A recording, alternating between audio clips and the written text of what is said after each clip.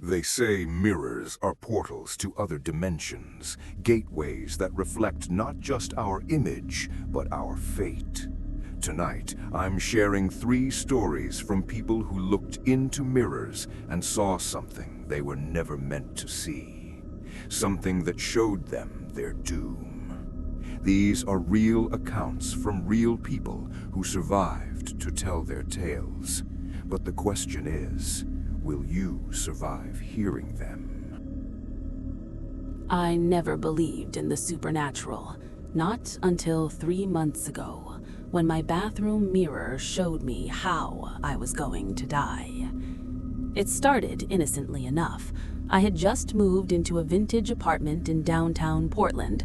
The place was gorgeous, all original fixtures from the 1920s, including an ornate gilded mirror above the bathroom sink. The landlord mentioned the previous tenant left in a hurry, but I didn't think much of it. People move suddenly all the time, right? The first week was normal. I'd brush my teeth, wash my face, the usual routine. But then, on the 8th night, something changed. I was removing my makeup around midnight when I noticed my reflection wasn't quite synchronized with my movements. It was subtle, maybe a half-second delay, like watching a video with bad lag. I blinked hard, thinking I was just exhausted from unpacking. But the next night, it happened again, and this time, my reflection smiled at me. But here's the thing, I wasn't smiling. My face was neutral, tired, but in the mirror, I was grinning, this wide, unsettling grin that didn't reach my eyes. My blood went cold. I stumbled backward, nearly slipping on the bath mat. When I looked again, everything was normal. I tried to rationalize it. Stress, exhaustion, maybe I was coming down with something. But deep down, I knew something was wrong with that mirror. I started avoiding it, using the small compact mirror in my bedroom instead. But you can only avoid a bathroom mirror for so long when you live alone in a 1-bedroom apartment. 2 weeks later, I worked up the courage to use it again. It was 2 a.m., and I desperately needed to wash my face after a long shift at the hospital where I work as a nurse. I approached the sink slowly, keeping my eyes down. When I finally looked up, I gasped. My reflection was there, but it wasn't alone. Behind me in the mirror, I could see myself, another version of me, but this version was pale, ghostly pale, with dark circles under her eyes and what looked like bruises around her neck. She was mouthing something, trying to tell me something, but no sound came out. I whipped around, but there was nothing behind me, just my empty bathroom. When I looked back at the mirror, both versions of me were gone. The mirror showed only the bathroom wall behind me, as if I was invisible. That's when the mirror started showing me visions. Every night at exactly 2 a.m., the mirror would cloud over, like steam was covering it, even though the bathroom was cold. And in that fog, images would appear, images of me, but not the present me. These were visions of a future me, and they were horrifying. I saw myself in a car, screaming as headlights rushed toward me. I saw myself in that same bathroom, collapsed on the floor, my skin turning blue. I saw myself in a hospital bed, hooked up to machines, alone. Each vision was different, but they all showed the same thing, my death. Different versions of how I could die, all playing out in that cursed mirror like some sick prophecy. I contacted the previous tenant through the landlord. She was hesitant to talk, but eventually she broke down. She told me the mirror had shown her visions too, visions of her death. She became so paranoid that she stopped sleeping, stopped eating, waiting for one of the visions to come true. That's why she left. She couldn't take the psychological torture anymore. But here's what she told me that changed everything. She said the mirror doesn't just show you your doom, it feeds on your fear. The more you look, the more you engage with it, the stronger it becomes. And eventually, it doesn't just show you your death, it makes you choose it. It makes one of those visions come true by driving you toward it, manipulating circumstances, playing with your mind until you walk right into your own doom. I tried covering the mirror with a sheet, but every morning the sheet would be on the floor. I tried smashing it, but the hammer bounced off like it was hitting steel. The mirror was indestructible, or at least I was powerless against it. So I did the only thing I could. I moved out that very night, didn't even pack everything, just grabbed my essentials and left. It's been 3 months, and I still have nightmares about that mirror. Sometimes I catch myself in regular mirrors and hold my breath, waiting to see if my reflection will move on its own. I'm terrified that the mirror's influence didn't stay in that apartment, that somehow it attached itself to me. Because just last week, I was brushing my teeth in my new apartment, and for just a split second, I saw that same pale version of me standing behind my reflection, mouthing those same silent words. What was she trying to tell me? Was she warning me, or was she the warning itself? I'm a collector. Antiques, vintage items, anything with history. My house is full of old things, each with a story. But there's one item I wish I had never brought home. A mirror that didn't just reflect the past, it showed me a future I'm now desperately trying to avoid. I found it at an estate sale in New Orleans, tucked away in a corner of the attic, covered in dust and cobwebs. It was a full-length Victorian mirror, the frame carved with intricate designs of vines, flowers, and at the very top, a face. Not an angelic face, but something more sinister, with hollow eyes and a twisted grin. The craftsmanship was incredible. I knew I had to have it. The seller seemed almost relieved when I made an offer. She was an elderly woman, probably in her 70s, and when I asked about the mirror's history, her face went pale. She said it had been in her family for generations, passed down from her great-great-grandmother, who was rumored to be involved in voodoo.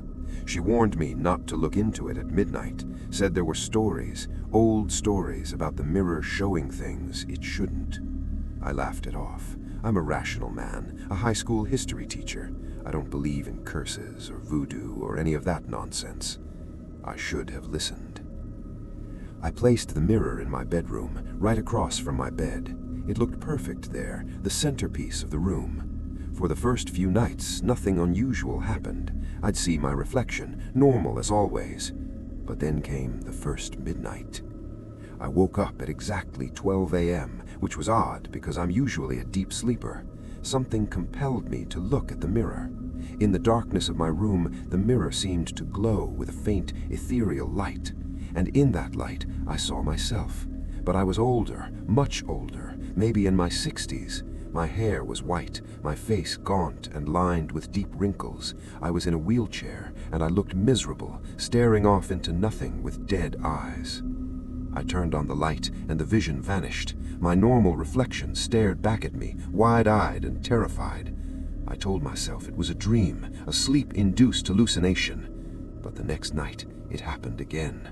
And the night after that, each time the mirror showed me an older version of myself, but with each vision, I looked worse, more broken, more hopeless. Then the visions changed. Instead of just seeing myself, I started seeing events. I saw myself at a funeral, standing over a small casket, weeping. I saw myself in a courtroom, being sentenced, though I couldn't hear the words. I saw myself alone in a dark house, drinking, surrounded by empty bottles, a gun on the table in front of me. The mirror was showing me my doom, not just my death, but the complete destruction of my life leading up to it. Every poor choice, every tragedy, every moment of despair that would eventually lead me to a lonely, bitter end. I became obsessed with changing it. If the mirror could show me the future, then I could alter it, right? I started making different choices. I quit drinking entirely. I started exercising, eating better. I reached out to family I hadn't spoken to in years. I volunteered, donated to charity, tried to be the best version of myself. But every night, the mirror showed me the same doomed future. That's when I realized the horrible truth. The mirror wasn't just showing me a possible future, it was showing me the future. My fate was sealed, and no matter what I did, I was walking toward it. The mirror had looked into the threads of time and pulled out my destiny, and now I was trapped, forced to watch it unfold night after night. I tried to destroy it. I hit it with a sledgehammer, but the glass didn't even crack. I tried to burn it, but the flames wouldn't catch. I even tried to bury it in my backyard, but the next morning it was back in my bedroom, in the exact same spot, as if it had never been moved. Last week, something new happened. In the mirror, I saw myself, present-day me, staring back, but behind my reflection was a figure. A dark, shadowy figure with hollow eyes and a twisted grin, just like the face carved into the mirror's frame. It placed a hand on my reflection's shoulder, and my reflection smiled, the same hopeless, broken smile I'd seen in all those future visions. I understand now. The mirror doesn't just show doom, it is doom. It's an entity, a force that feeds on despair and hopelessness, and by showing me my terrible future, it's ensuring that future comes to pass, because now I'm paralyzed by fear, unable to truly live, just waiting for each horrible event to unfold. I'm telling this story as a warning. If you ever come across a mirror that seems too beautiful, too perfect, too cheap, walk away, especially if it comes with a warning, because some mirrors don't just reflect what is, they show what will be. And once you've seen your doom, you can never unsee it. I never should have gone into those woods. My friends and I were urban explorers, always looking for abandoned places to photograph and investigate. When we heard about the old mansion deep in the forest outside of Asheville, we knew we had to check it out. The mansion had been abandoned for over 50 years. Local legends said the family who lived there all died in one night under mysterious circumstances. Some said it was a murder-suicide, others claimed it was something supernatural. Whatever the truth, the place had a reputation, and that made it irresistible to us. We went on a Saturday afternoon, 4 of us, me, my boyfriend Tyler, and our friends Jake and Mia. The hike to the mansion took about an hour through dense forest. When we finally found it, the place was even more impressive than we imagined. 3 stories with a grand entrance and boarded-up windows. Nature was slowly reclaiming it, vines crawling up the walls, trees growing through the porch. We split up to cover more ground. Tyler and I took the upstairs bedrooms, while Jake and Mia explored the ground floor. Most of the rooms were empty, furniture long since removed or rotted away. But then, at the end of a long hallway, I found a door that was different from the others. It was locked, but the wood was so old that Tyler was able to kick it open. Inside was a small room, and in that room was a single mirror. It was standing upright, completely intact, not a crack or a spot of dust on it. Everything else in the mansion was decrepit and falling apart, but this mirror looked brand new. It was oval-shaped, about 6 feet tall, with a silver frame that seemed to shimmer in the dim light filtering through the boarded windows. I approached it slowly, and when I looked into it, I saw myself. But something was wrong. The room reflected in the mirror wasn't the same room I was standing in. In the mirror, the room was furnished, with a bed, a dresser, and curtains on the windows, and there was someone standing in the corner of that reflected room, a woman in an old-fashioned dress, staring directly at me. I screamed and jumped back. Tyler grabbed me, asking what was wrong, but when we both looked into the mirror together, we just saw ourselves and the empty room behind us.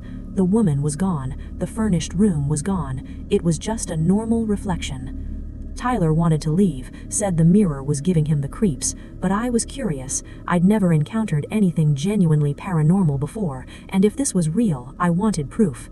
I pulled out my phone to take a picture of the mirror. As soon as I looked at the phone screen, aiming it at the mirror, I saw her again, the woman in the old-fashioned dress, but this time she was closer, standing right behind my reflection, her face inches from mine. I dropped my phone. It clattered on the wooden floor, the screen cracking, but I barely noticed because the mirror was changing. The reflection was rippling like water, and then it solidified into a vision. I saw myself, but I was in a different place. I was in those same woods, but it was night, and I was running from something. I could see the terror on my reflected face, the tears streaming down my cheeks, and then I tripped and fell, and something dark, something I couldn't quite make out, descended upon me. The vision ended with my reflected eyes going wide with horror, and then everything went black. The mirror returned to normal, just showing me and Tyler in the empty room, but I was shaking, unable to speak. Tyler insisted we leave immediately, and this time I didn't argue. We found Jake and Mia, told them we were done, and started the hike back to our car. But as we walked through the woods, I couldn't shake the feeling that we were followed. Every shadow seemed darker, every sound amplified, and then, as the sun began to set and the forest grew dimmer, I realized something terrifying. We were lost. We'd been walking for over 2 hours, but nothing looked familiar. We should have reached the car long ago. Jake pulled out his GPS, but it wasn't working. None of our phones had signal, and the compasses were spinning wildly, unable to find north. We were trapped in the woods, and it was getting dark fast, just like in the vision the mirror showed me. That's when we heard it. A sound like branches breaking, something large moving through the underbrush. We started running, not even sure which direction we were going, just desperate to get away from whatever was following us. And then I tripped, just like in the vision. I fell hard, my hands scraping against roots and rocks. I looked up, and there, standing between the trees, was a figure. It was the woman from the mirror, but she wasn't alone. Behind her were others, shadowy figures with hollow eyes. They were all staring at me, reaching out with pale, skeletal hands. This was it. The doom the mirror showed me was coming true. But then Tyler grabbed me, pulled me to my feet, and we ran. We ran faster than I've ever run in my life, and somehow, miraculously, we burst out of the forest onto a road. A car stopped. The driver asked if we were okay, and we piled in, not even explaining, just begging him to drive us back to town. We all made it out alive, but the mirror's vision haunts me, because it showed me dying in those woods, and I didn't die. I escaped. But every day I wonder if I really did escape, or if the doom is just delayed. Maybe the mirror showed me a certainty, and I'm just living on borrowed time. Maybe one day I'll find myself back in those woods, and this time there will be no escape. The worst part, last night I woke up at 3 a.m. and looked at the mirror in my bedroom. Just for a second I saw them, the woman in the old-fashioned dress, and those shadowy figures standing behind my reflection, waiting. The mirror in the woods may be miles away, but whatever came through it, whatever attached itself to me that day, it's still here, still watching, still waiting to show me my final doom. These are the stories. 3 people, 3 mirrors, 3 visions of doom. The question you have to ask yourself is this: what would you do if you looked in a mirror and saw your fate? Would you try to change it? Would you run? Or would you accept that some things, some dooms, are simply inevitable? Sweet dreams, everyone. And the next time you look in a mirror, remember these stories, because you never know what might be looking back.